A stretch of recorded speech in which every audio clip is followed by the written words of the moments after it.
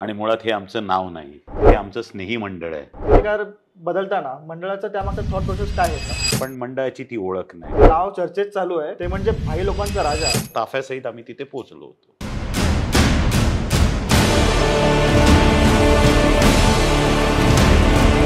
नमस्कार मंडळी, गोष्टी गणेशोत्सवाच्या या पॉडकास्ट सिरीजच्या आजच्या पहिल्या भागात आपल्यासोबत आहेत परळचा राजा मंडळाचे माजी अध्यक्ष आणि आताचे विश्वस्त श्री बबन शिरोडकर. तर नमस्कार काका. नमस्कार. आपलं मंडळ हे बऱ्याच गोष्टींसाठी सुप्रसिद्ध आहे, त्यापैकी एक शिस्तबद्ध आगमन सोहळा. तर शिस्तबद्ध आगमन सोहळा म्हणजे नक्की काय हे आपल्या प्रेक्षकांना सांगा. नमस्कार. सर्वप्रथम मी सांगेन, आगमन सोहळा हा गणेशोत्सवाच्या साधारण 10 ते 15 दिवस आधी होतो. तेव्हा वाहतूक यंत्रणा वगैरे ह्या सगळ्या चालू असतात, ट्रॅफिक रुटीनमध्ये असतात, संध्याकाळच्या वेळ असते, लाखो भाविक ते पाहायला येत असतात, कार्यकर्ते असतात. तेव्हा मंडळाचे कार्यकर्ते हे जबाबदारीनिशी 300 जवळजवळ कार्यकर्त्यांची एक टीम आहे. ती हे सगळ्या कार्यशाळेपासून, श्री गणेश मूर्ती जिथे बनते त्या कार्यशाळेपासून त्या रस्त्यापर्यंत रोडवर हे सगळे एक एक विशिष्ट पोझिशनला आम्ही त्यांना नॉमिनेट केलेलं असते. ते तिथे उभे असतात.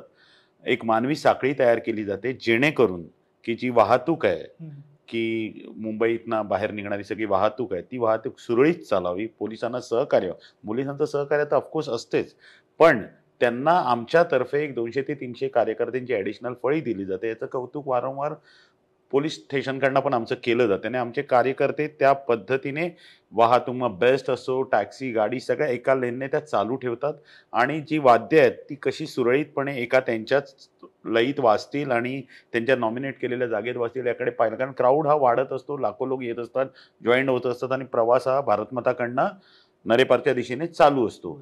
तर पुढे हॉस्पिटल्स आहेत, याचं भान कार्यकर्त्यांना आहे की आपल्या विभागात अनेक हॉस्पिटल्स आहेत, त्यामुळे ॲम्ब्युलन्सच्या ये जा असतात. या सगळ्यांकडे बघण्याच्या दृष्टीने ही जी कार्यकर्ती मंडळी आहेत ह्या नाचगाण्यात सामील न होता शिस्तीने हा कारभार कसा होईल. तसंच डिवायडरवर महापालिकेने झाडं लावलेली आहेत. त्या झाडांची नासधूस होऊ नये, अतिउत्साही फोटो काढणारे असतात, काय असतात, त्यांना कल्पना नसते, पण ते झाडं तुटली जाऊ शकतात. या सगळ्यांची काळजी घेत परळच्या राजाचे कार्यकर्ते हा आगमन सोहळा अतिशय शिस्तबद्ध पद्धतीने पार करतात. मस्त. आणि गेल्या वर्षी मी आगमनाला जेव्हा होतो तेव्हा मूर्तीच्या मागे काही कार्यकारिणी जे कचरा होतोय तो गोळा करत होते. हे पाहून मला खूप छान वाटलं की म्हणजे असं एखादं मंडळ ज्यांना आगमन शिस्तबद्ध करतायत आणि त्याहून स्वच्छतेचंही तुम्ही ध्यान घेताय, म्हणजे खूप चांगली गोष्ट आहे. तर त्याबद्दल स्वच्छता अभियान हे आमचा एक कार्यक्रमच आहे. आता ऑफकोर्स तुम्हाला वाटते हजारो ते लाखो पब्लिक तिथे येणार, ते पाणी पिणार, इतर काही गोष्टी आहेत, खाद्य, याचा कचरा होत जातो थोडाफार तिथे. तर आमची एक टीम आहे, ती 20 ते 25 जणांची. एक टेम्पो असतो, सगळ्यांना ते मोठ्या जम्बो बॅग्स, हँडग्लोव्स सहित दिलेले. मग ते सगळ्या रस्त्यावरचा तो पाठचा कचरा, श्रीमूर्ती जशी जशी जशी प्रवास पुढच्या दिशेला जाईल तसा तसा तो कचरा गोळा करून त्याच्यात टाकला जातो आणि नंतर महापालिकेच्या त्या डस्टबिनमध्ये तो डंप केला जातो. तिकडे स्वच्छता होत असते. येस, नक्कीच करणे आमचं कर्तव्यच आहे. जो प्रशासनावर जो भार येतोय ते मंडळ म्हणून मंडळाच्या कार्यकर्त्यांची ती जबाबदारी आहे आमची. आगमनाचा विषय निघालाच आहे, तर आपण थोडं मूर्तिकारांबद्दल बोलूया. नक्कीच. तर गेल्या वर्षी आपली मूर्ती निखिल खातू यांनी साकारली होती आणि खूपच सुंदर चेहरा होता, असा एकदम परळचा राजाला शोभेल असा चेहरा होता. पण निखिल खातू यांच्या मूर्त्या आपण बघतो तर त्या एक असं गोड स्वरूपात असतात, गोड बाप्पा असतो. आणि आपला परळचा राजा एक असं भव्य रूपात प्रेक्षकांना बघायची सवय आहे, रॉयल लुक आपण म्हणू शकतो. तर मूर्तिकार बदलताना मंडळाचा त्यामागचा थॉट प्रोसेस काय होता? बघा, प्रत्येक उत्सवाची सुरुवात आहे ना, ती गेल्या वर्षीचा उत्सव संपूर्ण झाला की कार्यकर्त्यांची लगबग सुरू होते. हा दिसायला 11 दिवसाचा उत्सव असला तरी ती कार्यकर्ते आणि टीमसाठी तो वर्षभराचा उत्सव आहे. बरोबर.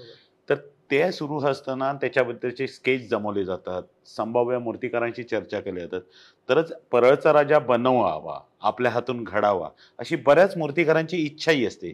त्या दरम्यान तेही मंडळाला संपर्क करत असतात. तर मंडळाचा असा एक सिस्टम आहे की या उत्सवाचा जसा उत्सव जवळ येतो त्याच्यावरचे स्केचेस, म्हणजे काही विद्यार्थ्यांनी दिलेले स्केचेस आहेत, काही आर्टिस्ट चांगले स्केचेस, या स्केचेसमधनं एक स्केच फायनल होते आणि मूर्तिकाराही येऊन भेटतात, त्यांच्या त्यांच्या संकल्पना सांगतात. तसेच निखिल जींबरोबर पण आमच्या चर्चा झाल्या आणि ती जी त्यांची संकल्पना होती ती आवडली गेली आणि ते विश्वस्त मंडळातनं पास झालं. आणि त्यांनी आम्हाला, तुम्ही जसं सांगतायत, गोड चेहरा हा त्यांची जरी ठेवण असली तरी परळचा राजा कसा आम्हाला अभिप्रेत आहे याची माहिती आम्ही त्यांना दिल्यावर त्यांनी तसा तो घडवून आम्हाला दिला. चेहरा दिला. आणि मी सुद्धा आगमनाला जेव्हा मूर्ती बघितली तेव्हा मी बघतच राहिलो होतो. एकदम नक्कीच. भव्य अशी मूर्ती होती. हो. आणि आता आपले जे आधीचे मूर्तिकार होते प्रशांत देसाई, हम्म. 2016-17 या बऱ्याच वर्षांमध्ये त्यांनी खूप सुंदर अशा मूर्त्या साकारल्या होत्या. आपण नक्कीच. हनुमानाचं म्हणावं, प्रभावळ, आणि त्यांनी हायड्रॉलिक प्रभावळ हा नवीन कन्सेप्ट आणला होता. नक्कीच. तर इतकं उत्तम काम केल्यानंतर सुद्धा मूर्तिकार बदलण्याचं मागचं कारण काय होतं? बघा, हायड्रोलिक प्रभावळ हे निश्चितच मूर्तिकार प्रशांत देसाई यांचं कौशल्य होतं. मंडळाला त्यांनी ते दिलेली एक छान संकल्पना होती आणि ती यशस्वी देखील झाली. बरोबर. पार महाराष्ट्राच्या बाहेर जाऊन ती देशापर्यंत पोहोचली. आणि प्रशांत देसाई यांच्याबद्दल बोलीन तर खरोखर गुणी मूर्तिकार, एक जबरदस्त छान आर्टिस्ट आहेत ते. त्यांच्या कलेविषयी मंडळाला तीळ मात्र शंका नाही. पण मी मगाशी सांगितलं तसं की खातू परिवाराशी देखील आमचं नातं जुनं आहे. अच्छा. खातू म्हणजे निखिल खातू यांचे हम्म. वडील राजन खातू यांनी आमच्या बरेच वर्ष बऱ्याच मूर्त्या घडवलेल्या आहेत. हो का? हो, त्या घराण्याशी आमचे संबंध अतिशय म्हणजे जवळचे आहेत मंडळाचे. त्यातनंच हा एक घडलेला बदल आहे. अदरवाईज प्रशांत देसाई हे एक आमच्या मी म्हणेन की मुंबईत महाराष्ट्रात नावाजलेल्या मूर्तिकारांपैकी एक मूर्तिकार आहे. अगदी बरोबर. आपलं मंडळ वर्षभरात कोणकोणते सामाजिक कार्य करतं? आणि मी असं ऐकलंय की फक्त मुंबईत न करता आपलं मंडळ पूर्ण महाराष्ट्रभरात हे सामाजिक कार्य करतं. तर त्याबद्दल काहीतरी सांगा. निश्चितच सामाजिक उपक्रम हा मंडळाचा मूळ पाया आहे. सामाजिक उपक्रमात मी विभागात सांगेन तर मंडळ रक्तदान शिबिर, विभागातील फर्स्ट स्टँडर्डपासून ते डिग्रीपर्यंतच्या मुलांचे गुणगौरव केले जातात. ओके. ज्यांनी प्रवीण चांगल्या पद्धतीचे मार्क्स मिळवले आहेत त्यांचा गुणगौरव करून त्यांना प्रोत्साहित केलं जाते. चित्रकला स्पर्धा, अशा विविध महिलांसाठी की ज्या आपल्या घरच्या महिला आहेत की ज्या नेहमी घरकामात व्यस्त असतात, तर त्यांच्यासाठी एक खास कुकिंग कॉम्पिटिशन्स घेतले जातात. त्यांचे इतर कुठले तरी खेळ घेतले जातात जेणेकरून त्यांनाही एक दिवस प्रोत्साहन मिळेल. आणि विविध आरोग्य शिबिरं घेतली जातात. जसं की वयस्कर नागरिक आहेत, त्यांच्या तब्येतीच्या अनेक तक्रारी असतात, त्यांच्यासाठी संपूर्ण टेस्ट कॅम्प असतात, चष्मा शिबिर असतात. हे तर विभागात आम्ही करतोच. या व्यतिरिक्त मंडळाचा एक असा पायंडा आहे की मंडळ जिल्हा पातळीवर अनेक शिक्षण क्षेत्रात म्हणजे शालेय मदत करते. की आता कसं आहे की जिल्हा परिषद शाळांमध्ये मंडळाचे कार्यकर्ते पसरलेले आहेत. जिथून कुठून काहीतरी आम्हाला माहिती मिळेल, एक माहिती काढली जाते मिळवणे म्हणण्यापेक्षा, तिथल्या शाळांना ज्या काही गरजू वस्तू असतात, जसं की नुकतंच आता मी सांगीन की संगमेश्वर येथे आम्ही एक उपक्रम केला. 3 शाळांना शासनाच्या मदती त्यांच्यापर्यंत पोहोचतच असतात. ते सगळं कार्य घडत असते. पण तुम्हाला माहिती आहे की हे काम किती मोठं आहे आणि गरजा किती मोठ्या आहेत. तर तिथे टीव्ही गरजेचे होते, तर फ्लॅट टीव्ही गरजेचे होते, तर ते मंडळामार्फत देण्याचा निर्णय घेण्यात आला. तसंच हे बॅग्स, इतर स्टेशनरी साहित्य ह्या गरजेच्या असतात. काही ठिकाणी त्यांना स्टोअर करायला कपाट अपुरे असतात, कधी कधी त्यांच्या अडचणी असतात की येणाऱ्या गोष्टी त्यांना येण्याला वेळ लागतो. तर मंडळ मग याच्यामध्ये हिरिरीने भाग घेऊन टेबल, खुर्च्या, कपाट जे काही साहित्य तिकडच्या संस्थांकडनं आम्हाला सांगितलं जाते, त्या शाळांशी बोललं जाते. आणि खास करून मी मंडळाच्या आणि माझ्या कार्यकर्त्यांचं म्हणजे अभिमानास्पद गोष्ट अशी आहे की जसं चिपळूणमध्ये महापूर झाला होता, परत अशी घटना घडू नये ही गणरायाकडे प्रार्थना. पण तेव्हा आमच्या कार्यकर्त्यांनी असा निर्णय घेतला की वस्तूंचा होगा सगळ्याच मंडळांकडनं चालला होता. सगळीच मंडळं आपली थेट तिथे सगळ्या प्रकारच्या वस्तू पुरवत, जो जो आपल्या पद्धतीने छान काम करत होतं, सरकारला मदत म्हणून ते सगळे करत होते. तर आम्ही असं ठरवलं की एक 200 कुटुंबांपर्यंत थेट पोचून त्यांना रोख मदत करायची. मग त्याच्यासाठी तिथले स्थानिक शिक्षक मंडळांची आम्हाला खूप मदत झाली. नार्वेकर गुरुजी, त्यांचं नाव उल्लेखनीय करून घ्यावं लागेल की ते आणि त्यांचे सहकारी यांनी आम्हाला तिथला नीट आढावा दिला, गरजू कुटुंब कोणती आहेत. मग त्यांच्यापर्यंत आम्ही थेट पोहोचलो. म्हणजे तुम्ही असे प्रॉपर टीम होती ज्यांनी रिसर्च केलं की आपल्याला कोणाकोणापर्यंत ज्या गरजू नक्कीच ज्यांना गरज आहे. नक्कीच. असं संकट एवढं आहे की आभाळ फाटलं होतं, पण त्यातही नक्की गरजवंत कोण आहे की ज्याला आता एकदमच हातातोंडाशी आलेल्या गोष्टी आहेत, तर अशा लोकांना रोख स्वरूपाची मदत केली. तसंच कोल्हापूरचा पण उल्लेख करता येईल. जसा कोल्हापूर इचलकरंजी परिसरात पूर झाला, तर कार्यकर्त्यांनी इथून गाडी न पाठवता जवळजवळ माझी 70 ते 80 कार्यकर्त्यांची टीम ही इचलकरंजी कोल्हापूर ह्या भागात तेव्हा तिथे पोहोचली होती. तिथे पोहोचलेली आणि त्या घरात, प्रत्येक घरात जवळजवळ 300 ते 400 कुटुंबांना महिन्याचा पुरेल असा शिदा आम्ही तिथे वाटप केला होता. 300 ते 400 कुटुंबांना. Yes yes. एक ट्रक आणि एक लक्झऱ्या आणि अनेक गाड्या अशा ताफ्यासहित आम्ही तिथे पोहोचलो होतो. खूपच छान. मी बरेचशी मंडळ बघितली आहेत जी डोनेशन करतात, बट तुमचं जे आहे मी इथं फर्स्ट टाइम बघतोय की म्हणजे एकदम रिसर्च करून ज्यांना गरज आहे त्यांच्यापर्यंत तुम्ही पोहोचतात. आणि म्हणजे एखाद्याला असं गरज असेल धान्याची तर त्याला काही म्हणजे मंडळ पुस्तकं वगैरे डोनेट करतात काही म्हणजे जागेवरती, पण तुम्ही ज्यांना जी गरज आहे तेच प्रॉपर करता. खूप चांगलं निश्चितच तो कार्य आहे. प्रयत्न असतो आमचा. हम्म. बघा, सगळेच छान काम करतात, मी सगळ्यांचंच कौतुक करीन गणेशोत्सव मंडळाचं. पण आमच्याकडची ही थोडीशी पद्धत आहे की तिकडच्या गरजेचा अभ्यास करून जे काय आपली खारीचा वाटा आहे तो मंडळाने उचलायचा. आणि ह्यात फक्त मंडळ किंवा नाही, कार्यकर्ते आमचे हिरिरीने उतरलेले असतात. सध्या सोशल मीडियावरती आपल्या मंडळासाठी बरेच भाविकांकडनं एक नाव चर्चेत चालू आहे, ते म्हणजे भाई लोकांचा राजा. तर हे नाव नक्की आलं कुठून? आम्हालाच कल्पना नाही आणि मुळात हे आमचं नाव नाही. आमचं नाव परळ विभाग सार्वजनिक गणेशोत्सव मंडळ नरे पार्क परळचा राजा. हा अख्ख्या परळ विभागाचा गणपती आहे परंपरेने. आणि सगळ्यात महत्त्वाची गोष्ट बघाल तर आमची कार्यकर्त्यांची जी शिस्त आणि कार्याची पद्धती आहे ती कुठेही ह्या नावात बसत नाही. पण काही म्हणतात तसं अतिउत्साही फॉलोअर्स असतील किंवा कोण भाविक असतील त्यांनी दिलं असेल, पण मंडळाची ती ओळख नाही. मंडळाची ओळख आहे एक शिस्तबद्ध मंडळ, एक सामाजिक उपक्रमात हिरिरीने भाग घेणारं मंडळ आणि संस्कृती आणि परंपरेला जपणारं मंडळ. आता आमच्या उत्सवाची सुरुवात म्हणाल तर तुम्ही आजही बघाल की कोकणातल्या लोकांचा आमच्या मंडळात भरणं आहे. तर आमची प्रत्येक सुरुवात ही गाराण्याने असते. जे कोकणातलं पारंपरिक अच्छा. गाराणं आहे ना, हा, 12/5चं, ते गाराणं ही आमची सुरुवात आहे. प्रत्येक ठिकाणी विडा वगैरे ही एक परंपरा आहे. मैदानातल्या स्थानांचे पेढ, म्हणजे तुम्ही पेढे कुठे किती ठेवायचे, म्हणजे ह्याच्यात मी अतिश्रद्धेत जात नाही, पण ते एक परंपरेचा भाग आहे जी पूर्वजांनी आम्हाला दिलेली आहे. त्या परंपरेप्रमाणे प्रत्येक गोष्ट चालते. मग पाद्यपूजन असो की सगळ्या पहिल्या दिवसाची पूजा, 11 दिवसाचा नैवेद्य, आरत्या, ह्या पलीकडे जाऊन मंडळात मंडपात एक चांगला एंटरटेनमेंट जे मुलांना वाटेल भजन स्वरूपाने, की भजनाचा कार्यक्रम असतो रोज. रोज अच्छा. अथर्व शीर्ष पठण केलं जाते, बसून मुलं बसून करतात तिथे आतमध्ये. मुलांना संस्कार पुढची माहिती देण्याच्या दृष्टीने जे आत बाल तरुण आहेत त्यांना पुढील पूजेचे संस्कार कळावेत, तर अथर्व शीर्ष पठण केले जाते. अशा ह्या सगळ्या आमच्या परंपरा आहेत पार विसर्जनापर्यंतच्या. तर तिथे हे नाव कुठे आमच्यात बसतच नाही. बसतच नाहीये. हा. बरं झालं आपला ही जी गैरसमज आहे प्रेक्षकांमध्ये ते आज क्लिअर झालंय. निश्चित मी सगळ्यांना सांगू इच्छिते की हा गैरसमज दूर करा. आणि तो झाला त्या निश्चित आता. हो. आणि आता गणेशोत्सवाचा जर विषय निघालाय तर गणेशोत्सवाच्या काळात आपल्या इथे जत्रा असते. हो. त्या निमित्ताने लहान मुलांचं बाप्पाचं दर्शनही होतं आणि मनोरंजनही होतं. तर ही कल्पना कुठून आली होती आणि कशी सुरुवात झाली? ही फार वर्षांपूर्वी जुने जे अध्यक्ष, जाणते अध्यक्ष होऊन गेले मंडळाचे, जी श्री बाळनरे यांच्या काळापासून ही परंपरा चालू होती. असं आहे की मुलं येतात गणपती होता. आमच्याकडे 2 पद्धती होत्या. फार पूर्वी जेव्हा चलचित्र हाही प्रकार होता, एक जो सामाजिक किंवा पौराणिक विषयावर. मंडळाकडे मी मगाशीच सांगितलं तसं मगाच्या प्रश्नात तुम्हाला, की फार मोठी परंपरा आहे की आमच्याकडे पोखरण झालेलं आहे. तर एका बाजूला तुम्ही म्हणाल समुद्र मंथन पण झालंय आध्यात्मिक वेळेवरला. म्हणजे विविध भाषेवर समाज प्रबोधन कसं करता येईल हे मंडळाचं नेहमी कार्य राहिलेलं आहे. तर त्याचबरोबर मग कसा बाल मेळावा येणाऱ्या मुलांसाठी विभागीय मुलांना सुट्ट्या असतात, 6-7 दिवस शाळेना सुट्ट्या असतात. मग त्या सुट्ट्याच्या काळांमध्ये परिवारासोबत त्यांना एक मनोरंजनाचा पण काहीतरी ठिकाण असावं, याच्यातनं ते फेअरची अरेंजमेंट झालेली आहे. मस्त कल्पना. मग एक बाल मेळावा होतो, छानपैकी मजा येते, परिवार येतो, गणपती पाहतो, तिथे जातो, मजेशीर कार्यक्रम होतो. छान.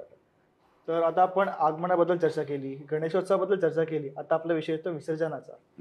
तर ज्या ठिकाणी एवढी आपली भव्य मूर्ती असते ती ट्रॉलीने ओढून नेणं हे साध्या नॉर्मल रोडवरही कठीण असतं. आणि तेच कार्य आपल्या मंडळातील कार्यकर्ते एवढं चिखलाच्या ग्राउंडमध्ये करतात. ते कसं काय शक्य आहे? कसं आहे, ह्यामध्ये सगळ्यात महत्त्वाची बोलीन तर ती भक्तीची शक्ती आहे. कार्यकर्त्यांचं प्रेम परळच्या राजावर इतकं मोठं आहे ना की तिथे त्यांना ते काही कठीण नाही वाटत. आणि दुसरी गोष्ट, ही जी अडचण आहे आमची ती फक्त पाऊस जर त्या दिवसांमध्ये धो पडला, आणि तो बऱ्याच वेळा पडतो, गणपतीच्या पिरियडमध्ये पाऊस असतोच, तर त्यावेळेला ते होतो, चिखल होतो आणि तिथून काढणं नक्कीच ते कठीण असतं.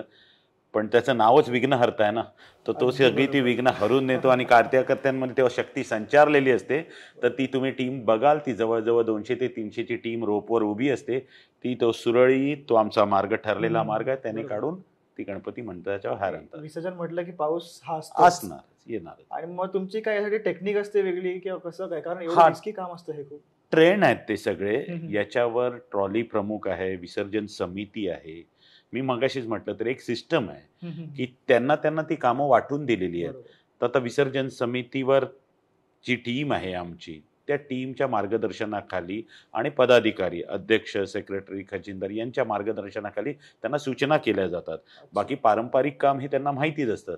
पण त्या दिवशीची मुवमेंट कशी आहे, कुठून घेणार, काय घेणार, हे सगळं मैदानाची चाचपणी केली जाते. कसं आणि कुठून आपण कसे निघणार आहोत हे सांगितलं. आणि कोण असणार रोपवर, किती जण असणार, या सगळ्या गोष्टीचा एक Study अभ्यास केलं आहे. आहे तो सगळा, आणि तो कार्यकर्त्यांकडेच आहे. त्याच्यासाठी दरवेळेला वेगळं सांगावं लागत नाही. जो तो आपल्या पोझिशनला बरोबर हजर असतो, त्याला ते ते काम माहिती असतं आणि तशा पद्धतीने ते संपूर्ण हेच नाही चिखलात, तो अप टू गिरगाव चौपाटीपर्यंतच्या कशा त्याच्या रोप कुठे ठेवले, त्याचे पाने कुठे ठेवले, त्याचे पक्कड कुठे ठेवले, त्याचे कोणत्या वेळेला काय लागणार आहे, जॅक आहे, आलं झाड तर ते झाड वर करण्यासाठी काय अडचण झालं, ह्या सगळी यंत्रणा कौशल्य याच्यामध्ये विश्वस्तांपेक्षाही मी म्हणेन पदाधिकाऱ्यांपेक्षा आमची विसर्जन टीम जी आहे आणि कार्यकारिणी यांचं त्याच्यात कौशल्य आहे. आणि ही इन्फॉर्मेशन जनरेशन टू जनरेशन ती पास ऑन होते. पाठचे कार्यकर्ते बघत असतात हे कसं काय करायचं आहे, कुठे बॉक्स आहे, कुठे टूल बॉक्स आहे, कुठे रशी आहे, काय, हे सगळं तिथे ते बघत असतात. ती माहिती आहे. आता तुम्हाला मी मगाशीच सांगितलं की उत्सव लोकांसाठी 11 दिवसाचा आहे. आता 6 महिने आधी आमची ट्रॉली टीम त्या ट्रॉलीचे केअरिंग, त्यांचं व्हील ऑइलिंग काय करायचे आहेत, त्याच्या कुठल्या पार्ट्सला काय वेल्डिंग करायचं आहे, त्याला कलर करायचा आहे, कुठले कुठले इक्विपमेंट्स आपले ओके आहेत, कुठले ओके नाही आहे, काय नवीन घ्यायचं आहे, हे सगळं काम फार आधी सुरू होतं. म्हणजे लोकांसाठी हा 11 दिवसाचा उत्सव आहे, आमचा तो फार आधी सुरू होतो, चालूच असतो. येस, नक्कीच. गेल्या वर्षीची आपली मूर्ती खूपच सुंदर होती, यात नो डाऊट. आणि खास करून विसर्जनाच्या दिवशी तुम्ही परळला पूर्ण सोन्याची जिजुरी केलं होतं, सगळीकडे भंडाऱ्याची उधळण होती. तर त्याबद्दल तुम्ही काय सांगाल? मुळात यामध्ये पुन्हा मी तुम्हाला सांगेन, ते पुन्हा मी कार्यकर्त्यांकडे येईल. कार्यकर्त्यांमधनं ही एक थीम तयार करण्यात आली पूर्ण. आणि विशेष कौतुक आहे आमचे तत्कालीन अध्यक्ष श्री अभिषेक परब यांचं. त्यांनी या थीमला अतिशय मूर्तमंत रूप देण्याचा प्रयत्न केला सगळ्या टीमला घेऊन. तर तुम्ही आमची जी पूजनाची पत्रिका बघाल, तिच्यातच उधळीतो देव भंडारा, म्हणजे सुरुवातच तिथून पिवळ्या रंगाने झाली होती. त्या वर्षाचं टी शर्ट बघाल आमचं, तेही पिवळं. संपूर्ण आतमध्ये जे डेकोरेशन होतं ते जेजुरी, आणि तुम्हाला विश्वास नाही पटणार पण खास जेजुरीवरनं 300 किलो भंडारा जेजुरीच्या गडावरनं आम्ही इथे आणला होता.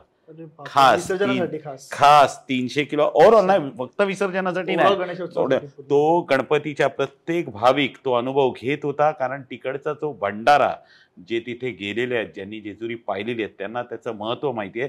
तो तिथे देवाच्या पायाशी आम्ही ठेवला होता. तो त्यांना कपाळाला लावायला अतिशय आनंद आणि भक्ती स्वरूपात देऊन लोक न्हावून निघत होती. म्हणजे एकाच ठिकाणी गणरायाचं आणि खंडोबाचं दर्शन घडवून आणण्याचा प्रयत्न केला आम्ही. तर तो भंडारा तिथे आणून ठेवला होता. आणि त्याच पद्धतीला तो ट्रेंड असा पहिल्या दिवसापासून चढत चढत चढत गेला. तो विसर्जनाच्या दिवशी सर्व जे आमची मिरवणुकीचा जो मार्ग आहे, तिथल्या सगळ्या कार्यकर्त्यांनी सेम ते करण्याचा प्रयत्न केला. त्यांनीही भंडारा आणला. आणि तुम्ही जो म्हणताय ना, अख्खे परळची सोन्याची जेजुरी झाली, ती भंडाराची उधळण तुम्हाला दिसलीच असेल. कारण सगळीकडे लाल गुलाल होता आणि त्यात मध्ये आपला परळचा पिवळा पट्टा भंडारा तो असं उठून दिसत होता, एकदम मस्त वाटत होतं. तर ह्या वर्षी असं काहीतरी आपलं वेगळं आपल्याकडे बघायला मिळेल ही अपेक्षा. निश्चितच त्याबद्दलची योजना लवकरच तुमच्या समोर येईल. ती आम्ही लवकरच आणणार आहोत. आणि याही वर्षी आगमनापासून ते विसर्जनापर्यंत अशीच एक थीम तुमच्या समोर लवकरच आम्ही आणणार आहोत. बरीच वर्ष मुंबईचा राजा गणेश गल्ली आणि परळचा राजा यांची विसर्जनाच्या वेळेस ग्रेट भेट होते. तर हा क्षण दोन्ही मंडळाच्या कार्यकर्त्यांसाठी खूप एक आनंदाचा क्षण असतो आणि बरेच भाविक त्या क्षणासाठी तिथे थांबलेले असतात, आतुर असतात. तर ह्याबद्दल तुमचं काय म्हणणं आहे? नक्कीच. गणेश गल्ली हे आमचं स्नेही मंडळ आहे आणि इथे ही मैत्री इतकी घनिष्ठ आणि जीवाभावाची आहे, ती कार्यकर्त्यांपासून ते पदाधिकाऱ्यांपर्यंत अतिशय ऋणानुबंध, घट्ट ऋणानुबंध आहे आमचे. तेव्हा जेव्हा जेव्हा आम्ही मिरवणुकीत असतो, तेव्हा हा प्रसंग जिथे जिथे येतो तिथे तिथे नक्की दोन्ही मंडळाच्या कार्यकर्त्यांची गळाभेट होते. त्याचप्रमाणे दोन्ही बाप्पा असे पॅरलली एका बाजूला एक उभे केले जातात, थांबलं जाते. जे मानाच्या श्रीफळांची देवाणघेवाण होते, गळाभेट घेतल्या जातात. हे म्हणजे सगळ्याच मंडळांवर, पण गणेश गल्ली बरोबरचं आमचं प्रेम हे जरा विशेष आहे. विशेष आहे. आणि ते सगळ्या म्हणजे महाराष्ट्राला माहिती आहे. नक्कीच. ते त्याच्यावर ग्रेट भेट म्हणून त्याच्यावर ते सोशल मीडियावरती तर इतके फोटोज व्हायरल नक्कीच म्हणू नक्कीच नका. नक्कीच बोलू नका. आमच्या विभागातलं मंडळ आणि आमचं अतिशय स्नेही मंडळ आहे ते. मस्त. असं आपले सगळे गणेशोत्सव मंडळ एकत्र असणं हेच नक्कीच, आपल्या- नक्कीच. म्हणजे लोकमान्य टिळकांचं तेच विचार होते की त्या गणेशोत्सवात विचाराला एक धरूनच आता यावं. लोकमान्य टिळकांच्या विचाराप्रमाणे म्हटलं ना, प्रत्येक मंडळ बाजूला आलं की गणेश गल्ली बरोबर मी म्हणालो तसं तिथे आमचा अतिस्नेह आहे. पण प्रत्येक मंडळ जे जे आमच्या बाजूला येतं विसर्जनाच्या दरम्यान, तेव्हा त्यांना सन्मानाचा नारळ हार हा दिलाच जातो आणि भेटी घेतल्याच जातात. पण इथे एक वेगळा ट्रेंड कसा आहे, विभागात पण आम्ही शेजारी शेजारीच आहोत. त्यामुळे सगळे कार्यकर्ते तळागाळाचे एकमेकाचे शाळेपासून कॉलेजपासूनचे मित्र आहेत. आणि ती बरोबर. मित्रता ती उत्सवामध्ये पण तशीच कायम असते. बरोबर. तर तुमची ही ग्रेट बेट ठरवलेली असते, इथे इथे थांबायचं आहे की कसं असतं, प्लॅन असतो का? नाही, तशी ठरवलेली नसते, पण ती घडायची वेळ निदान दुपारची असते. आम्ही आसपास नक्कीच एक बॉम्बे सेंट्रलच्या आसपास कुठेतरी थोडीशी जागा पाठीपुढे होते. म्हटलं तसं नियोजन काही नसते, पण ते आल्यावर बरोबर ती ती गिरगाव बाप्पाची इच्छा असते. इच्छा असते, त्याप्रमाणे ती जागा ठरते. आता काही दिवसांपूर्वीच आपला गणेशोत्सव हा आपल्या महाराष्ट्राचा स्टेट फेस्टिवल म्हणून डिक्लेअर झालाय. पहिली गोष्ट ती आपल्यासाठी खूप एक आनंदाची गोष्ट आहे. तर यावर तुमचं काय म्हणणं आहे? निश्चित आनंदाची गोष्ट आहे. महाराष्ट्र शासनाचे आभार. खरं पाहता हा एक फक्त उत्सव नसून याकडे जरा एका वेगळ्या दृष्टिकोनातनं पाहिलं तर एक फार मोठं अर्थचक्र आहे. ज्यामध्ये तुम्ही बघाल तर अगदी रस्त्यावर जास्वंदीचं फूल विकणाऱ्या बाईपासून ते मोठमोठे सेट उभारणारे 10 लाखाचे सेट उभारणारे डेकोरेटर, या सगळ्यांचं अर्थकारण त्यावर अवलंबून आहे. बरोबर. आणि मागेही आपण बोललो तसा हा 11 दिवसाचा उत्सव नाही, याची सुरुवात खूप आधी होते. हो. खूप आधी मूर्त्या बनवायला घेतल्या जातात, कारखाने उभे होतात. ह्या कारखाने उभ्या होणाऱ्याला लागणारं साहित्य म्हणजे सगळ्या प्रकारची इंडस्ट्री म्हणाल तुम्ही, म्हणाल तर शेती इंडस्ट्री म्हणाल किंवा हार्डवेअर इंडस्ट्री म्हणाल, ज्या ज्या प्रकारचे उद्योगधंदे आहेत त्या सगळ्यांना पूरक असा हा उत्सव आहे. तुम्हाला फुलं विक्रेते, मिठाई बनते, कपडे विक्री वाढते, तुमचे काय म्हणाल तर बांबू, ताडपत्री, रशी, वायरिंग, खूप लाइटिंग, असतं, ह्या बरोबर. सगळ्या गोष्टी जेवढं खोलात. आणि आता तर त्याच्यात आधुनिकता पण आली आहे. तुमचे सॉफ्टवेअरवाले पण आले आहेत, बरोबर. रील्स बनतायत, त्यांचे वेगवेगळे बोलू शकतो बॅनर्स आपण. बनतायत, डिजिटल बॅनर्स बनतायत, टी शर्ट्स बनतायत, कपड्याचे. या सगळ्याचा जर सार बघाल तर एक मोठं एम्प्लॉयमेंट क्षेत्र याच्यातनं तयार होत आहे. तर इकडे ह्या दृष्टीने बघून अजून कसा हा उत्सव योग्य पद्धतीने ह्याच्यामध्ये येणाऱ्या जशा विसर्जनांपासूनच्या ज्या अडचणी आहेत त्या कशा सुटतील याकडे सरकारने बघावं, अशी आमची सरकारला विनंती राहील. बरोबर. जसं आपलं म्हणजे या गणेशोत्सवाची आपण सर्व एक भावना सुद्धा आपली जोडली गेली आहे. तसंच बरेचसे कुटुंब आहेत ते फायनान्शियली डिपेंडेंट आहेत. निश्चित निश्चित कारण निश्चित गणेशोत्सव आणि नवरात्रोत्सव या 2 उत्सवांवरती बऱ्याचशा कुटुंबांचं घर सुद्धा चालतं. निश्चित या 2 उत्सवांचा कालावधी बघाल तुम्ही तर साधारण हा 2 ते 3 महिन्याचा. पण याची सुरुवात मी मगाशी म्हटलं तसं त्याची माती मिळवण्यापासून त्याचा रंगकाम, त्याचा डाय बनवणं, त्या सुकवणं, असे अनेक उद्योग. आणि ह्याला लागणारं साहित्य तर आता तर मी म्हणेन ते महाराष्ट्रापुरता मर्यादित नाही राहिलं, इतर राज्यांमधनं येत आहे, परदेशातनं येत आहे. बरोबर. म्हणजे हा आर्थिककरणाचा एक मोठा भाग आहे. तेव्हा हा उत्सव सरकारने जो हा दर्जा दिलेला आहे त्याबद्दल सरकारचे आभार. आपल्या पॉडकास्टसाठी तुम्ही तुमचा महत्त्वाचा वेळ दिलात ह्याबद्दल खूप खूप धन्यवाद. तर बोला गणपती बाप्पा मोरया मंगल मूर्ती मोरया, परच्या राजाचा विजय असो.